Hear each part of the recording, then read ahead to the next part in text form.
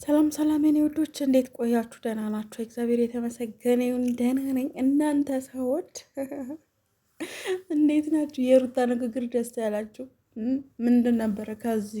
ከሁለት ወር በፊት ያለች አልበስ ከአንድ ወር በፊት ምናምን እንደዚህ ያለችው አመታት አይደለም ቀናት አይደለም ወራት በሚፈጅ ሁኔታ ሄርሜላ አንቺ ታለቅሻለች ብላት ነበር ማለት ነው። ሩታ አሁን አብርሽ ሩታ ቤት ነው ተከትሎ የሄደው ማለት ነው።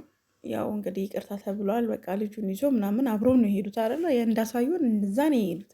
ወደ ቤቴም ሊሄድ አላለም፣ አልተደረደረም። እሱ እንደፈለገ መብቱ ነው። ግን ሄርሜላና ዛሬ ሄርሜላ አብዛኞቻችሁ እያወራችሁበት አይደለም ማለት እሱ ጋር ያለው ነገር አልቋጨም። አብርሃም ማለት ነው አንደኛ ደረጃ የማይረሳ ነገር ነው። ምክንያቱም ይሄ እኮ ሀቅ ነው፣ ጌታን ሀቅ ነው ማለት እኔ እንጃ እንዴት ብዬ እንደማወራችሁ አላውቅም። የሄርሜላ ነገር ያሳስበናል እኛ ሴቶች። ምክንያቱም ፍቅር በፍቅር ሆኖ እንደዛ እየሆነ የሩታስ ነገር አያሳስብሽም ወይ እንዳትሉ፣ ሩታ እኮ ደስታ አለ፣ ዳኒሻ አለ፣ ብዙ ሰው አለ ግን እንደዛም ቢሆን እኛ እንዳልናችሁ አብርሃምና ሩታ በቅርቡ ይመጣሉ፣ ይታረቃሉ ብለን ነበረ። ግን ቀብራራው እንድትሄዱበት አንፈልግም። ወንድ የሆነ አብርሃም ይስደበው። የሄርሜላ ደጋፊዎች ራሱ እኮ እየረገጡት ነው፣ ቲክቶክ ላይ እየረገጡት ይጠየቅልን። ሴቶችን በማማለል እንዴ! አብርሃም እንደውም ሴቶቹ ናቸው የሚጠየቁት፣ እንደውም አብርሃምን በማማለል ገባችሁ?